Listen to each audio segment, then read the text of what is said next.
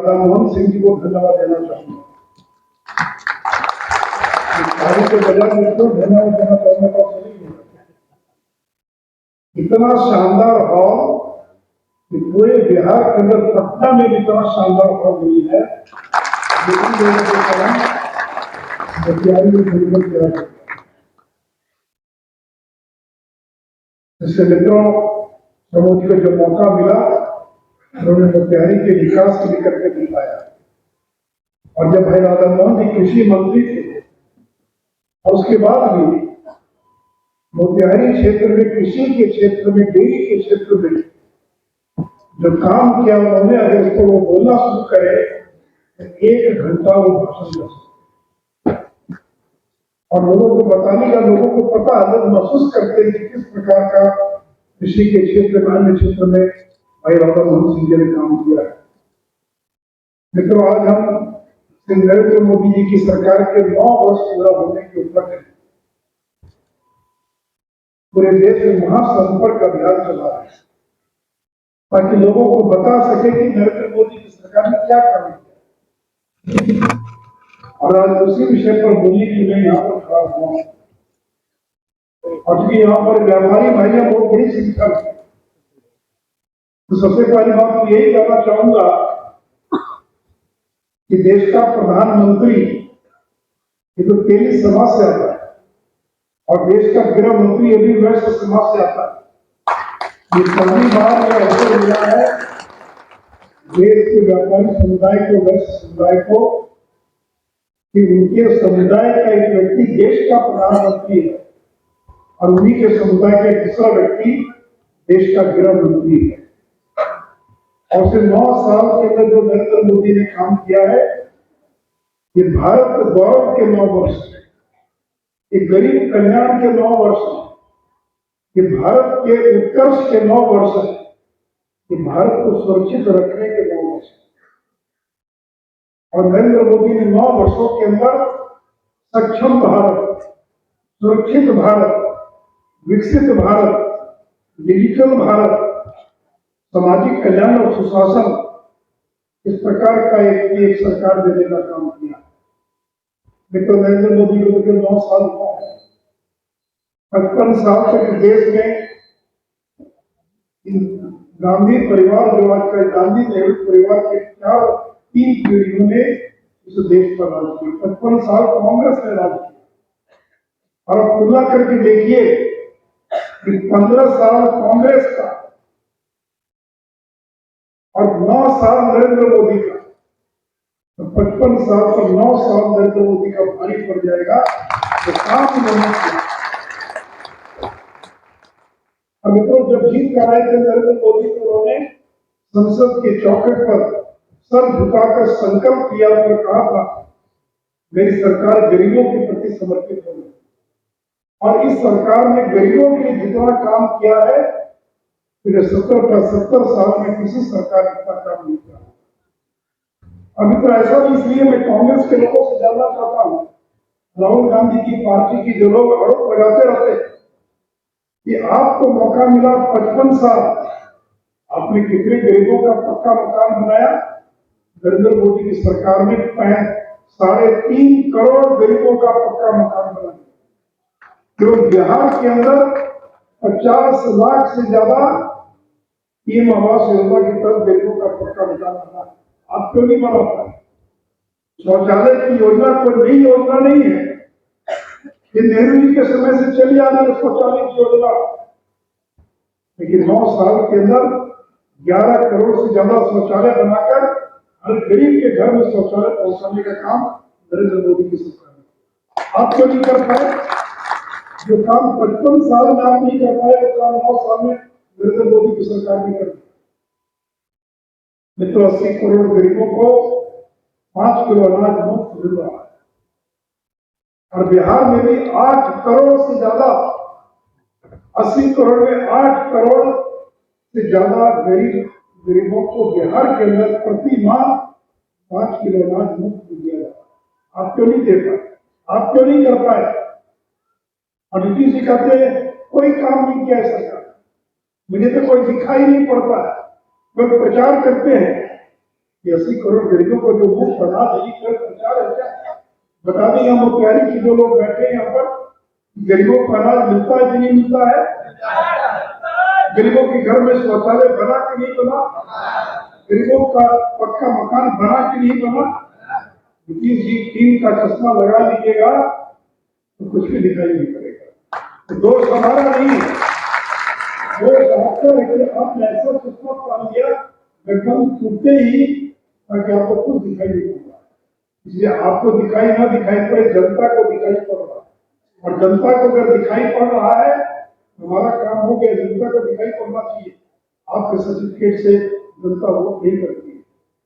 मेरे मित्रों, गरीब के घर में नल का जल पहले चापाकल होता था, चापाकल एक गांव में 2 चापाकल 4 चापाकल, बड़े लोगों के दरवाजे पर चापाकल होता था, गरीब के घर पर नहीं होता था चापाकल। आज देश के हर गरीब के घर तक नल का जल पहुंचाने का काम नरेंद्र मोदी सरकार कर रही है। और अभी तक 12 करोड़ से ज्यादा गरीबों के घर तक नल का जल पहुंचाया जा चुका है। मेरे मित्रों, एलपीजी का कनेक्शन 9.6 करोड़, जिसमें बिहार में भी 1 करोड़ से ज्यादा गरीब महिलाओं को मुफ्त में गैस का कनेक्शन मिल चुका। आप क्यों नहीं कर पाए? कांग्रेस के लोग, राहुल गांधी, खड़गे साहब, आपकी पार्टी क्यों नहीं कर पाई? तो मुद्दा लोग पूरे देश में 40 करोड़, लेकिन नरेंद्र मोदी जो काम करते हैं वो करोड़ में करते हैं, हर में करते हैं। 2-4-10 लाख लोगों को देने का काम नहीं करते हैं। हर घर तक कैसे योजना का लाभ पहुंच जाए। दूसरा लोग 40 करोड़ 82 लाख खातों में 23 लाख करोड़ रुपए का ऋण दिया गया। जो लोग कहते हैं कि रोजगार रोजगार, क्या इतना ऋण मिला तो क्या रोजगार नहीं पैदा हुआ? जिन लोगों ने लोन लिया उन्होंने कोई व्यवसाय किया होगा, कोई दुकान खोली होगी, कोई छोटा मोटा उद्योग किया होगा, तो लोगों को रोजगार मिला कि नहीं मिला? जनधन खाता कांग्रेस के जमाने में क्यों नहीं 55 साल में हर गरीब का खाता खुला? तो नरेंद्र मोदी की सरकार है, 9 साल में 48 करोड़ गरीबों के हर आदमी का खाता खुल गया जनधन खाते। आयुष्मान भारत योजना 5 लाख तक का बीमा, हमने 4.5 करोड़ गरीबों को इस आयुष्मान भारत योजना का लाभ मिल चुका है। मित्रों, याद कीजिए कोविड का दौर कितना कठिन दौर था, कितने लोगों की मौत हो गई। 220 करोड़ टीका, 220 करोड़, एक पैसा नहीं लगा मुफ्त में। इस देश के 200 लोगों को 220 करोड़ टीका मुफ्त देने का काम नरेंद्र मोदी की सरकार। और केवल हमने मुफ्त टीका भारत में नहीं दिया, दुनिया के 100 से ज्यादा देशों को टीका बांटने का काम किया। अब मित्रों, ये टीका और दवा में फर्क होता है। दवा कोई तैयार कर सकता है, लेकिन टीका तैयार करने में वर्षों लगते हैं, तब जाकर टीका तैयार होता है। अगर नरेंद्र मोदी की सरकार ने टीका तैयार नहीं किया होता तो कौन देता आपको टीका? भीख मांगना पड़ता तो भी अमेरिका और जापान और चीन आपको टीका नहीं देता।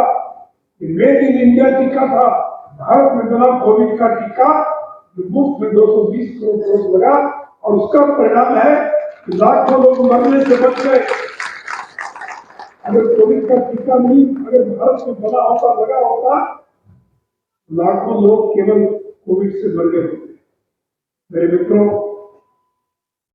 11 करोड़ से ज्यादा किसानों के खाते में 6,000 रुपया प्रति वर्ष जा रहा है, और बिहार के भी 82 लाख, यानी 11 करोड़ में बिहार के 82 लाख किसानों के खाते में प्रति वर्ष 6,000 रुपया जा रहा है।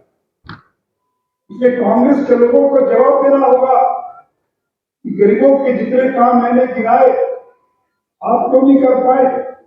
और नरेंद्र मोदी ने सबका साथ सबका विकास, हर गरीब के घर तक बिजली पहुंचा दिया।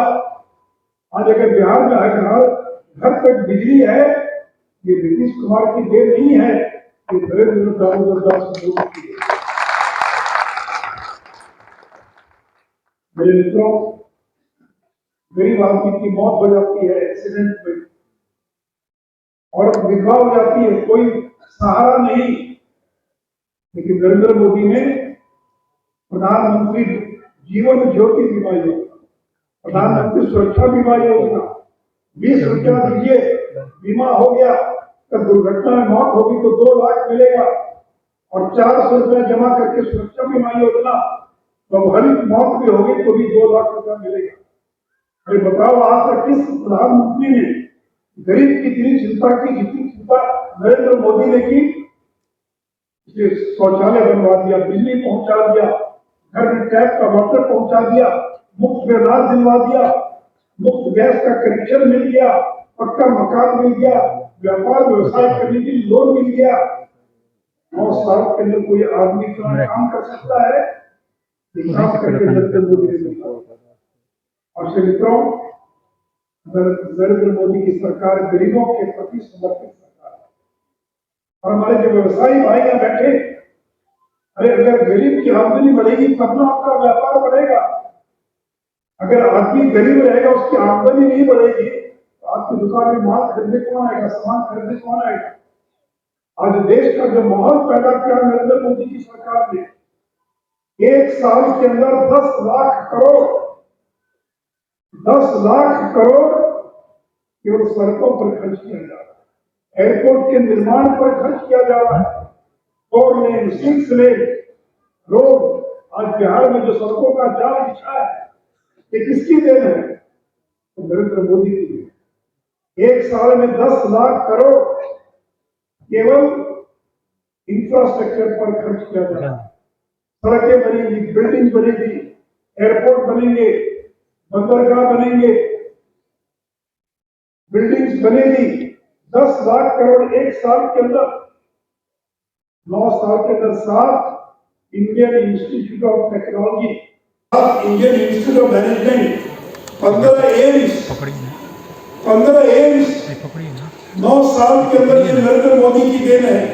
390 विश्वविद्यालय, 700 नए medical college, 54,000 kilometre national highway, 20 से ज्यादा शहरों में metro train, vocal for local और लोकल फॉर ग्लोबल।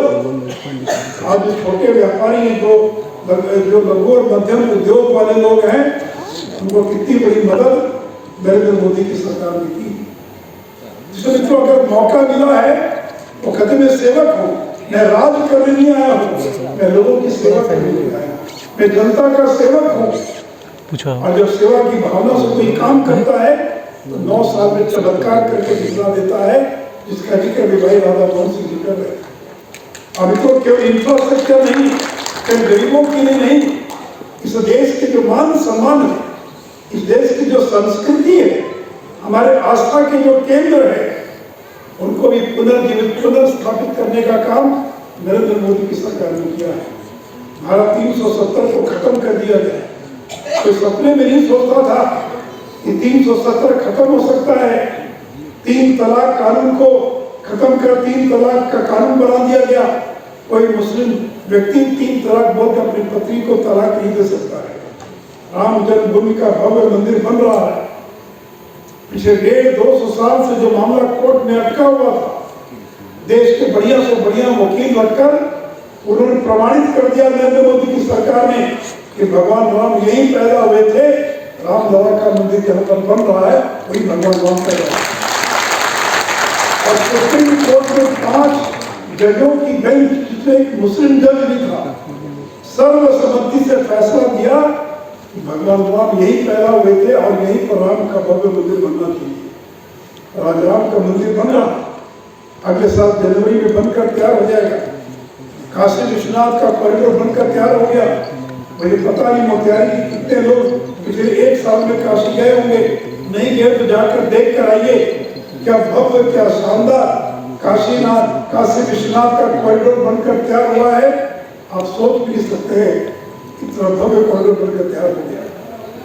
सोमनाथ का मंदिर का विकास हुआ है।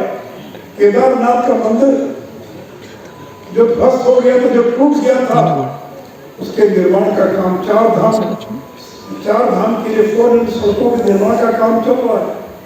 नेताजी सुभाष चंद्र बोस की 28 फीट ऊंची प्रतिमा इंडिया गेट के पास लगाने का काम किया। Statue of unity, Sardar Patel की दुनिया की सबसे बड़ी मूर्ति गुजरात के केवड़िया में नरेंद्र मोदी की सरकार ने स्थापित करने का काम किया। सेनेगल की स्थापना आपने देखा होगा, पिछले दिनों संसद भवन का उद्घाटन हुआ। भाई राधा मोहन जी और मुझे वो सौभाग्य है कि पुराने संसद भवन में भी बैठने का मौका मिला और नए संसद भवन में बैठने का मौका मिलेगा। 2.5 साल के भीतर नया संसद भवन बनकर तैयार हो गया और आपने टीवी पर देखा होगा वो पवित्र सेंगोल जो तमिलनाडु से आया था। तमिलनाडु के संतों ने जब सत्ता का हस्तांतरण हुआ तो पंडित नेहरू को जो प्रतीक चिन्ह सौंपा था, जो इलाहाबाद के म्यूजियम के अंदर पंडित नेहरू की चलने वाली छड़ी के रूप में जिसको प्रचारित किया गया था, उसको निकाल कर उसको पवित्र छड़ी को स्पीकर के चेयर की कुर्सी के बगल में उसको स्थापित करके इस देश की परंपरा को पुनर्स्थापित करने का काम नरेंद्र मोदी की सरकार ने किया। हर क्षेत्र में, जिस क्षेत्र में भी आप देखना चाहें, हम लोग कहते हैं कि बिहार में क्या हुआ, नीतीश जी बार बार जब तक थे हमारे साथ तब तो कहते बहुत बढ़िया काम कर रहे हैं नरेंद्र मोदी। आप कहते कोई काम ही नहीं हो रहा है।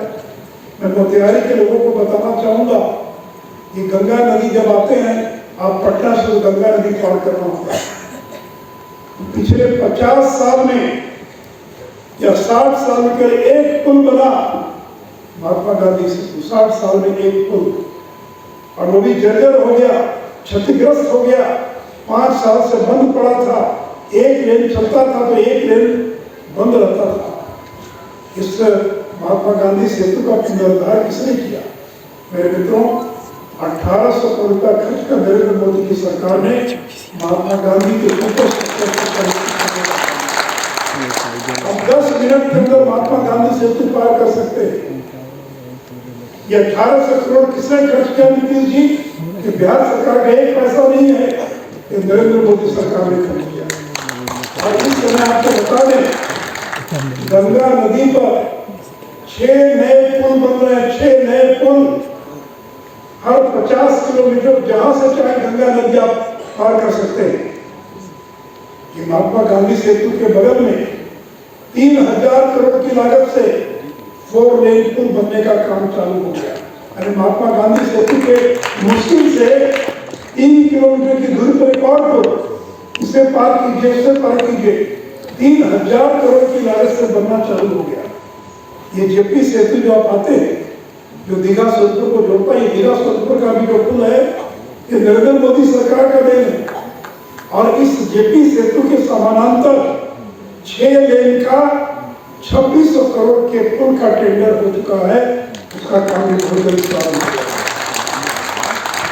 मेरे मित्रों, भागलपुर में विक्रमशिला सेतु, जो लोग भागलपुर गए होंगे, पुराना हो गया, उसके समानांतर 2000 करोड़ की लागत से एक नया सेतु बनने का टेंडर हो चुका।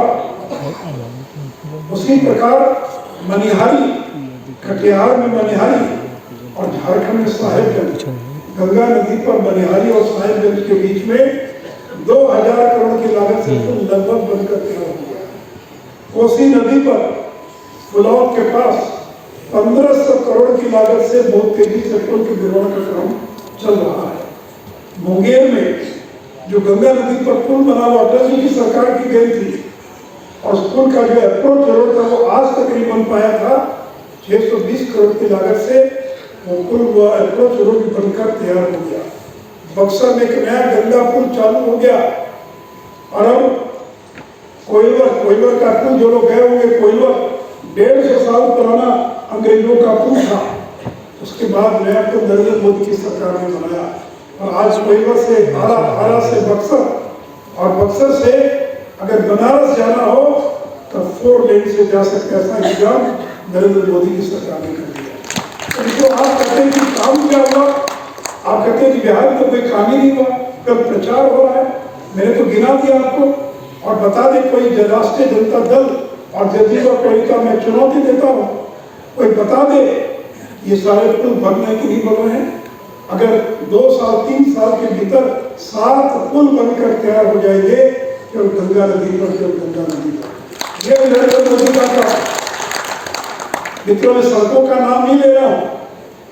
मोकामा से लेकर बख्तियारपुर, मोकामा, बेगूसराय, खगड़िया 4 लेन, आरा बक्सर 4 लेन, आरा मोहनिया 4 लेन, पटना गया डोभी 4 लेन, पूरे बिहार में 4 लेन का जाल बिछ गया। और कितना खर्च कर रही है केंद्र की सरकार पता आपको? 1 लाख करोड़ रुपया, 1 लाख करोड़ केवल बिहार के अंदर सड़कों के निर्माण पर खर्च किया गया। और कहते कि दिखाई नहीं पड़ रहा, टीन का चश्मा पहनकर घूम रहे हेलीकॉप्टर से और दिखाई नहीं पड़ता है। मेरे मित्रों, हवाई अड्डा, पटने का हवाई अड्डा, अभी 25 लाख यात्री आते प्रति वर्ष। 2 साल के भीतर 80 लाख यात्री प्रतिवर्ष आ सके इतनी क्षमता का नया एयरपोर्ट करीब 1200 करोड़ की लागत है। 1200 करोड़ की लागत से और पटना हवाई अड्डा बन रहा है। अभी राधा मोहन जी बताया, मैं तो सड़कों का नाम छोड़ दिया था। एम्स पटना से लेकर बेतिया के बीच में 4 लेन की स्वीकृति हो चुकी है। इसलिए सड़कों का जाल मैंने उत्तर बिहार का नाम लिया, मैं बाकी का मैंने तो नाम ही नहीं लिया जो और सड़कों का नाम है। जी, राम जानकी मार्ग, ये तमाम जो सड़कें, तो पटना हवाई और आपके बगल में दरभंगा कितनी दूर है यहाँ से? 2 घंटा 2.5 घंटा। दरभंगा एयरपोर्ट, ये दरभंगा मैं फिर सड़कों पर आऊंगा एक बार घूमकर, मैं और सड़कों का नाम बताऊंगा। मैं दरभंगा हवाई अड्डा किसके राज में चालू हुआ? ये नरेंद्र मोदी के राज में चालू हुआ। और आज बेंगलोर से, दिल्ली से, रायपुर से, मुंबई से आप सीधे दरभंगा पहुंच सकते। नरेंद्र मोदी ने कहा था कि हवाई चप्पल पहनने वाला भी हवाई जहाज में यात्रा कर सकता है। और आज आपका देखिए, हवाई जहाज में जमाना था जिनके पास गाड़ियां होती थी वही लोग के हवाई जहाज में यात्रा करते थे।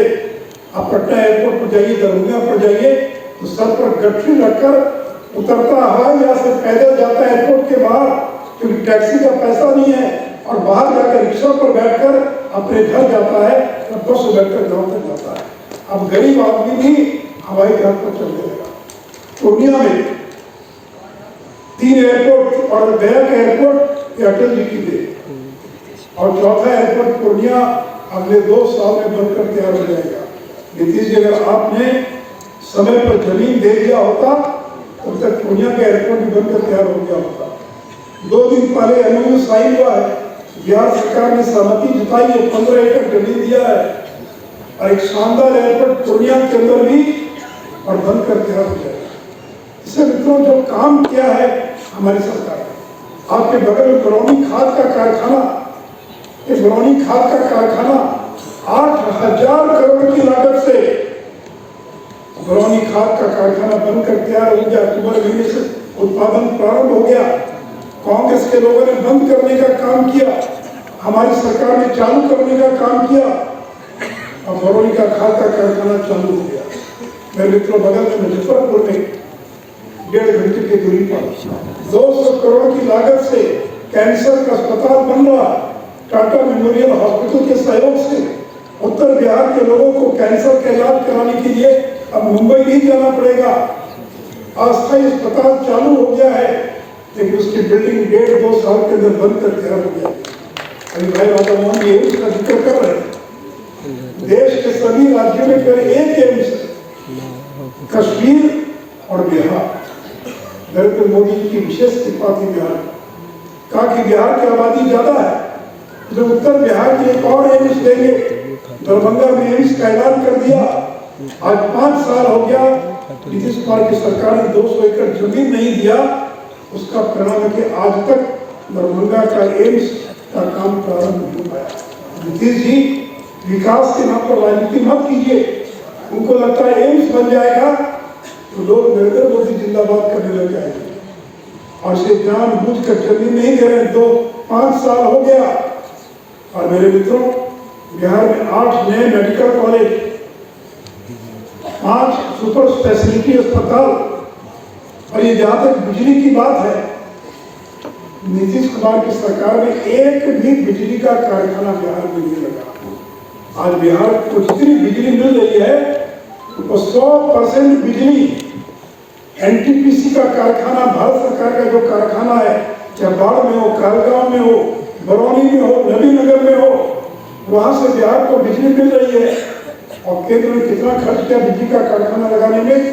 80,000 करोड़, 80,000 करोड़ खर्च किया नरेंद्र मोदी की सरकार ने और अटल जी की सरकार ने। 8,500 मेगावाट बिजली पैदा हो रही है मेरे मित्रों। और बक्सर के चौसा में सतलुज जल विद्युत विकास निगम के द्वारा 10,000 करोड़ खर्चा करके और थर्मल पावर प्लांट कर रहा है। मैं एलपीजी का जिक्र कर रहा था, जब नरेंद्र मोदी बने प्रधानमंत्री उस समय बिहार में केवल 55 लाख लोगों के पास एलपीजी का कनेक्शन था। आज 9 साल में 2 करोड़ 14 लाख लोगों के पास एलपीजी का कनेक्शन। जहाँ पहले 23% लोगों के घरों में एलपीजी था, अब 87%। मैं उज्ज्वला योजना की बात नहीं कर रहा, जो मुफ्त कनेक्शन दिया गया 1 करोड़ से ज्यादा एलपीजी का कनेक्शन 2 करोड़ 14 लाख। और मेरे मित्रों, और उज्ज्वला योजना जिसका मैं जिक्र कर रहा था, 1 करोड़ 7 लाख उज्ज्वला का भी कनेक्शन है।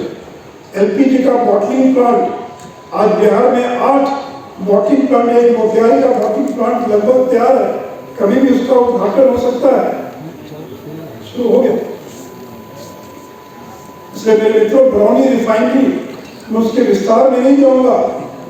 जो नरेंद्र मोदी की सरकार ने जो घोषणा की थी कि बरौनी रिफाइनरी की क्षमता का विस्तार किया जाएगा, उसके लिए भी नरेंद्र मोदी की सरकार ने लगभग 15,000 करोड़ रुपया बरौनी रिफाइनरी की क्षमता के विस्तार के लिए किया है।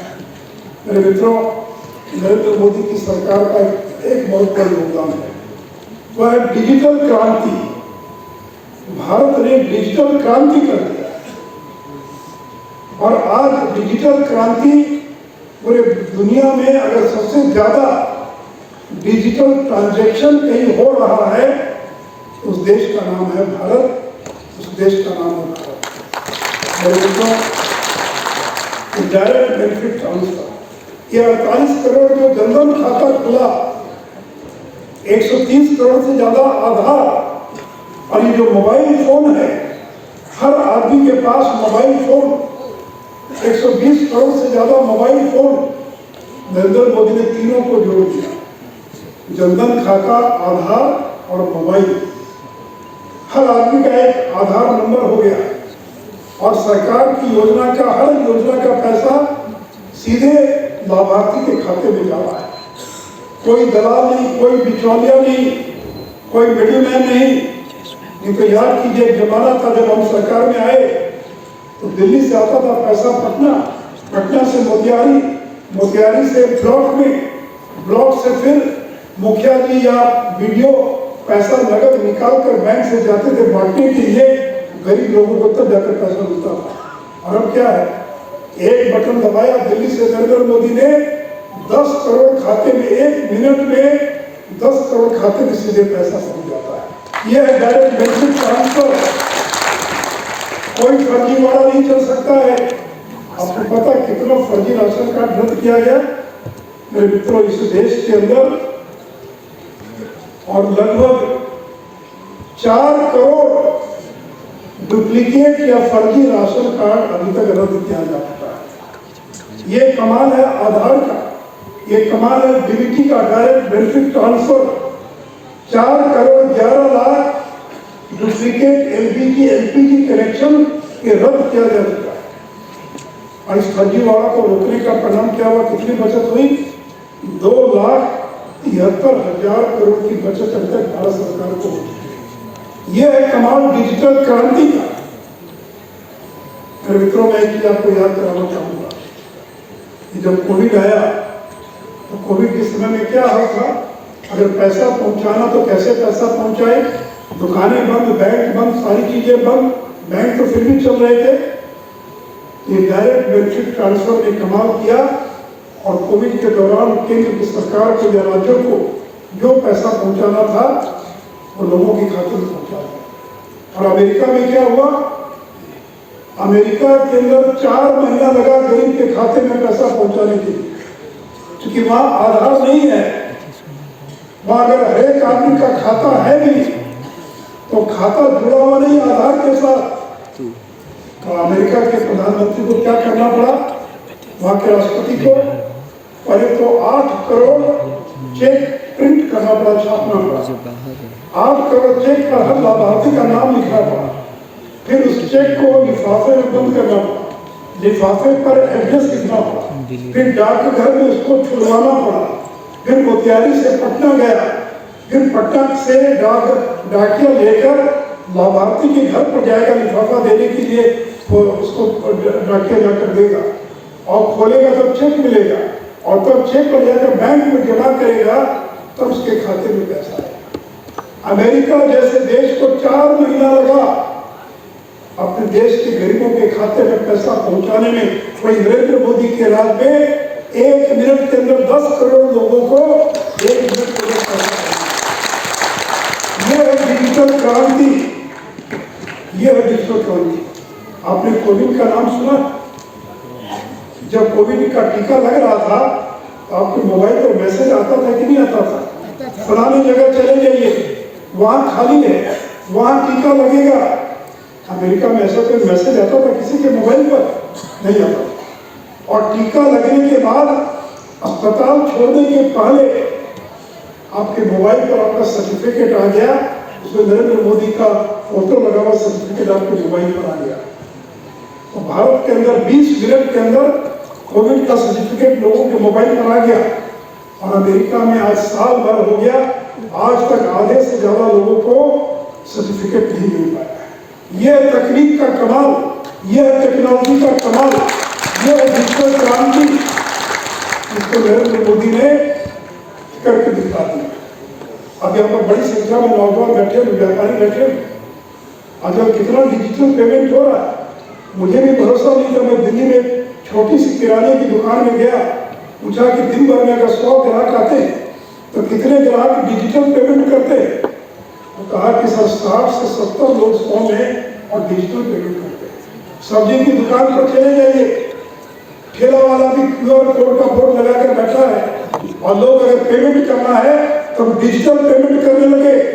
और डिजिटल पेमेंट में हिंदुस्तान, अमेरिका और यूके को भी माफ कर दिया। आज डिजिटल पेमेंट के अंदर भारत 1 नंबर पर है।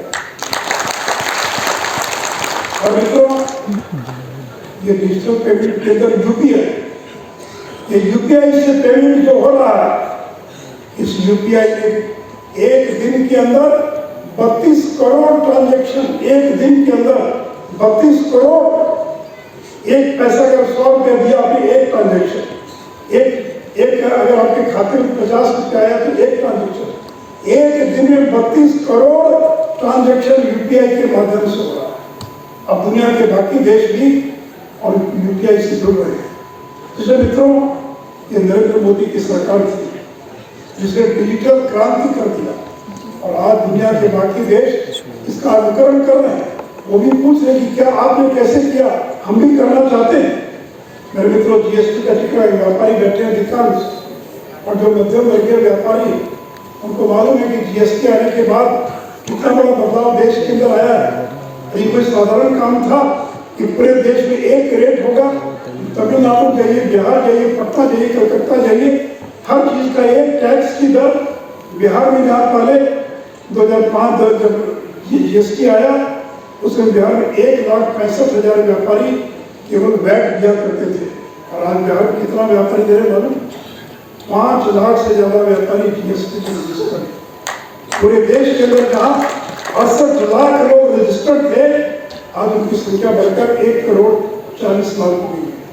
पहले हर जगह बॉर्डर में चेक पोस्ट होता था, अगर माल जाएगा बिहार से गोरखपुर तो बैरियर लगा, चेक पोस्ट लगा। पूरे हिंदुस्तान से चेक पोस्ट खत्म हो गया। पटना से अगर चेन्नई माल जाना है तो पहले से आधे समय में चेन्नई से माल पहुंच जाता है। पैसे की बचत, गाड़ी के भाड़े की बचत और कम समय में गाड़ियां पहुंच जाती हैं। इसलिए मित्रों, ये जो डिजिटल क्रांति की है नरेंद्र मोदी की सरकार, और अभी जिसका जिक्र कर रहे थे भाई राधा मोहन सिंह जी, और जिक्र कर रहे थे कि केंद्र की सरकार ने जो सड़कों के बारे में जो बात कर रहे थे, और आपको बताएं कि गोरखपुर सिलीगुड़ी एक्सप्रेस वे का निर्माण किया जा रहा है। गोरखपुर सिलीगुड़ी कुल 519 किलोमीटर लंबाई का एक्सप्रेस वे गोरखपुर से आरंभ होकर कुशीनगर जिला होते हुए पश्चिमी चंपारण जिला के बैरिया प्रखंड के समीप बिहार में प्रवेश करेगा। गंडक नदी पर 10 किलोमीटर लंबा पुल बनेगा एवं पश्चिमी चंपारण के 12 किलोमीटर के बाद पूर्वी चंपारण में प्रवेश करेगा। यह है गोरखपुर सिलीगुड़ी एक्सप्रेस वे। भारत के 8 जिलों, बिहार के 8 जिलों पश्चिमी चंपारण, पूर्वी चंपारण, शिवहर, सीतामढ़ी 416 किलोमीटर ये पार करेगा बिहार के से। मित्रों, यह एक्सप्रेस पूरी चंपारण जिला के पहाड़पुर अंचल के बिरती टोला से प्रवेश कर पहाड़पुर, राहसिद्धि, तुरकोलिया, पिपराकोटी, पकड़ी दयाल, बताई, फेनारा प्रखंड के 64 गांव से गुजरेगा। पूर्वी चंपारण जिले में इसकी लंबाई कुल 72 किलोमीटर होगी। और इस एक्सप्रेस के निर्माण के लिए भूमि सर्वेक्षण का कार्य पूरा होगा। इसलिए मित्रों, मैं इसके विस्तार में नहीं जा रहा। इससे मित्रों, नरेंद्र मोदी ने हर वर्ग के लिए काम, हर क्षेत्र के लिए काम किया। अभी भाई राधा मोहन जी बता रहे थे कि किस तरह से व्यापारिक वर्ग के लिए नरेंद्र मोदी की सरकार ने काम किया। मैं उसके विस्तार में नहीं जाऊंगा। अगर समाज आगे बढ़ेगा तो बिहार भी आगे बढ़ेगा, और अगर समाज आगे बढ़ेगा तो व्यापारी भी आगे बढ़ेगा। मेरे मित्रों, अभी विदेश नीति की बात हो रही है। आपको मालूम, नरेंद्र मोदी अमेरिका जा रहे हैं 21 तारीख को। और क्यों जा रहे हैं अमेरिका? वहां की संसद को संबोधित करेंगे, वहां की पार्लियामेंट के मेंबर्स को संबोधित करेंगे नरेंद्र मोदी। दुनिया का सबसे ताकतवर देश अमेरिका और उसके संयुक्त अधिवेशन को कौन संबोधित करेगा? तो चाय बेचने वाले का बेटा, गरीब का बेटा नरेंद्र मोदी संबोधित करेगा। अभी कोई पहली बार संबोधित नहीं कर रहे हैं, ये भी बता दें। दुनिया में जो 4 लोगों को मौका मिला अभी तक अमेरिकी संसद को दूसरी बार संबोधित करने का। विंस्टन चर्चिल जो इंग्लैंड के प्रधानमंत्री थे, नेल्सन मंडेला और इजराइल के 2 प्रधानमंत्री। नरेंद्र मोदी 5वें आदमी होंगे जो अमेरिका के 150 साल के इतिहास में अमेरिकी पार्लियामेंट के संयुक्त सत्र को संबोधित करने का काम किया। कोई साधारण बात, ये कोई साधारण बात नहीं। और ये भाई राधा मोहन जी बता रहे थे, अभी विदेश यात्रा पर जब गए थे नरेंद्र मोदी, एक देश है जिसका नाम है पपुआ न्यू गिनी। वहां के प्रधानमंत्री ने पांव छूकर नरेंद्र मोदी का आशीर्वाद दिया। कोई देश का प्रधानमंत्री पांव छूकर प्रणाम करता कि भारत का मान सम्मान जिसने बढ़ाया, इसे सर्जिकल स्ट्राइक और एयर स्ट्राइक कर पाकिस्तान को बता दे, अगर आंख दिखाओगे तो आंख दिखाने की ताकत है। अभी रूस यूक्रेन का युद्ध चल रहा, अमेरिका ने सैंक्शन लगा दिया कि रशिया से कोई तेल नहीं खरीद सकता है। भारत ने कहा अमेरिका की परवाह नहीं करेंगे, दुनिया में जहां सस्ता तेल मिलेगा हम खरीदेंगे। और बिना अमेरिका की परवाह किए रशिया से कच्चा तेल सस्ते दाम पर खरीदने का काम नरेंद्र मोदी की सरकार कर रही है। तो आपको मालूम है कि यूक्रेन में जब युद्ध चल रहा था, 20,000 भारत के लोग वहां नौजवान मेडिकल पढ़ने गए थे, वो फंसे हुए थे, कैसे निकाल कर बाहर लाया जाए। नरेंद्र मोदी ने पुतिन को फोन किया, रूस यूक्रेन के युद्ध को 1 घंटे के लिए रुकवा दिया और भारत के 20,000 बच्चों को सुरक्षित निकाल कर उनके घर पर पहुंचा। मेरे मित्रों, ऑस्ट्रेलिया के प्रधानमंत्री कहते हैं ये बिग बॉस है। अमेरिकी प्रधानमंत्री, अमेरिकी राष्ट्रपति कहते हैं मुझे आपका ऑटोग्राफ चाहिए। हर किसी अरे गहरे न गहरे का कोई ऑटोग्राफ मांगता है क्या? ये तो ताकतवर प्रधानमंत्री नरेंद्र मोदी है। इसलिए मेरे मित्रों, जिसने नरेंद्र मोदी प्रधानमंत्री बने उसने दुनिया में भारत 10वीं सबसे बड़ी अर्थव्यवस्था थी, 10वीं सबसे बड़ी अर्थव्यवस्था थी 2014 में। और मुझे बताते हुए खुशी हो रही है कि जिस इंग्लैंड ने 150 साल हम पर राज किया, उस इंग्लैंड को पछाड़कर हम 10वें नंबर से 5वें नंबर पर दुनिया की सबसे बड़ी अर्थव्यवस्था हुई।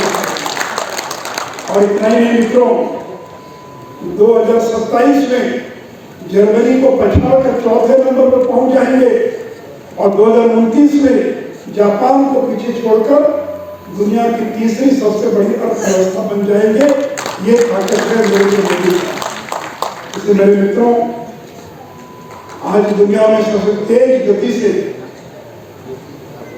से विकास करने वाले देश का नाम भारत है। और नरेंद्र मोदी का संकल्प है कि जब आजादी के 100 वर्ष पूरे होंगे 2047 में, उसमें भारत एक विकसित भारत का सपना देखा है, एक ऐसा भारत जो अमेरिका और चीन का मुकाबला कर सके, एक विकसित भारत का सपना देखा है। उससे नरेंद्र मोदी को हटाना चाहते हैं नीतीश जी, ममता बनर्जी, कांग्रेस के लोग कहते मोदी भगाओ, भाजपा भगाओ, नरेंद्र मोदी हटाओ। क्यों हटाना चाहते हो बताओ तो, क्या गुनाह किया है नरेंद्र मोदी ने कि हटाना चाहते हो?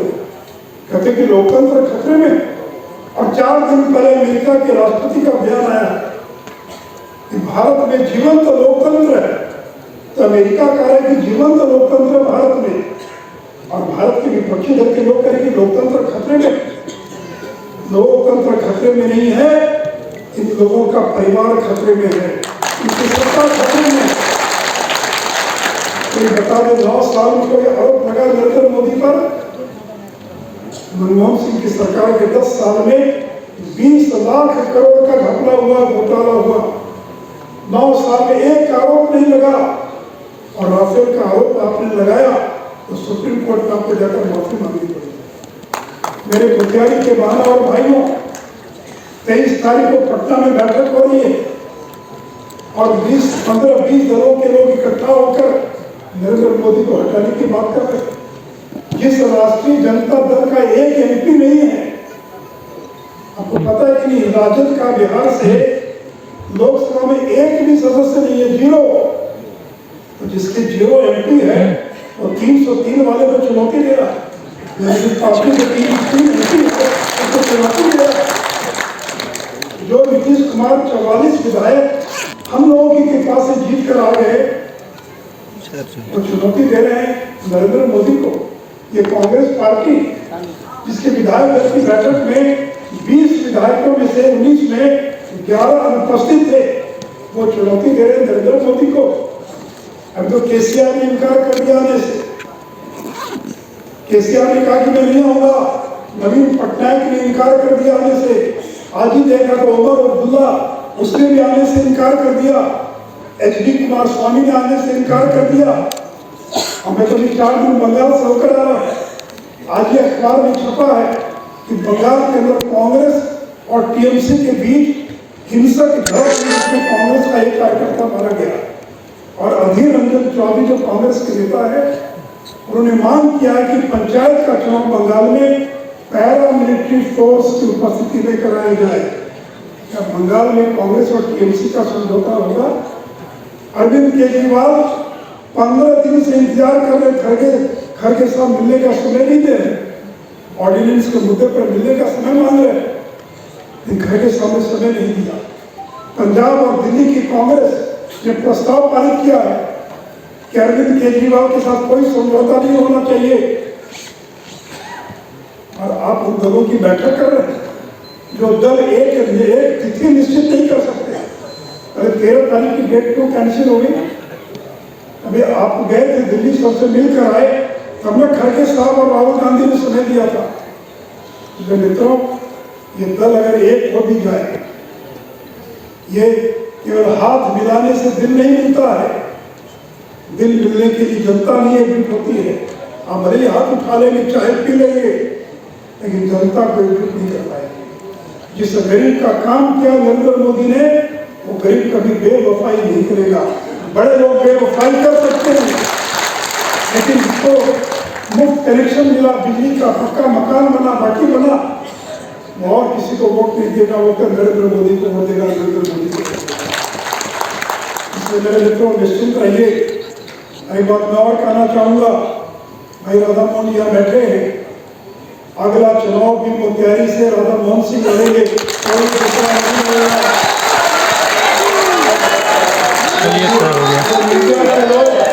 कुछ मीडिया के लोग छापते रहते हैं, मीडिया वालों को बता दूं, 2024 के लोकसभा का चुनाव में राधा मोहन सिंह मोतिहारी से लड़ेंगे और सारे से ज्यादा लोगों को और जीत कराएंगे। आप मुकाबला करेंगे, आप मुकाबला करेंगे नरेंद्र मोदी का, नरेंद्र मोदी का मुकाबला आप नहीं कर सकते। अभी तो 303 सीट जीते हैं, 2024 आने दीजिए, यहाँ में खाता नहीं खुलेगा, राजद कांग्रेस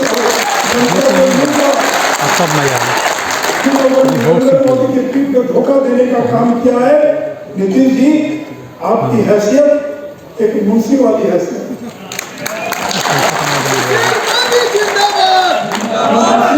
मुंशी इसलिए कर रहा, टेलीफोन कर करके सूचना दे रहे हैं, और टेलीफोन करके सूचना देने वाला समझ रहा है कि मैं ही नेता हो गया।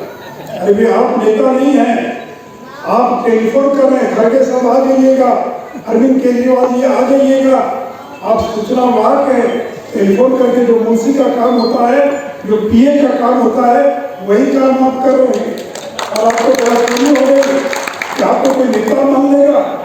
अरे आपसे ज्यादा ताकतवर तो ममता बनर्जी है, जिसके 215 MLA अपने बलबूते पर सरकार। आपसे ज्यादा ताकतवर अरविंद केजरीवाल है, जिनकी 2 राज्यों में सरकार है। आप तो कभी हमारे कंधे पर, कभी राजद के कंधे पर बैठकर बिहार के मुख्यमंत्री बन गए, सपना देख रहे हैं प्रधानमंत्री बनने का। भाई मेरे मोतिहारी के बहन और भाइयों, चंपारण के बहन और भाइयों, पिछले बार भी बेतिया, मोतिहारी, शिवहर, इन सारी सीटों को हमने जीतने का काम किया था। इसलिए आइए आज संकल्प कीजिए इस 9 साल पूरा होने के ऊपर, और खास करके मेरे जो व्यापारी भाई यहाँ पर हैं, बिहार में किस तरह से काम किया मैं बताने की आवश्यकता नहीं है। आपके पास दिन भर ग्राहक आते हैं, सैकड़ों लोग आते हैं। आप अगर काम लोगों को बात करें कि नरेंद्र मोदी को फिर से बनाना है, तो आप बहुत बड़ा काम कर सकते हैं। इसलिए आइए संकल्प लीजिए 2024 के अंदर प्रचंड बहुमत के साथ तीसरी बार नरेंद्र मोदी को देश का प्रधानमंत्री बनाना। लगाइए, भारत माता की, भारत माता की, वंदे वंदे, भारतीय जनता पार्टी जिंदाबाद, भारतीय जनता पार्टी जिंदाबाद, नरेंद्र मोदी जिंदाबाद। बहुत बहुत धन्यवाद।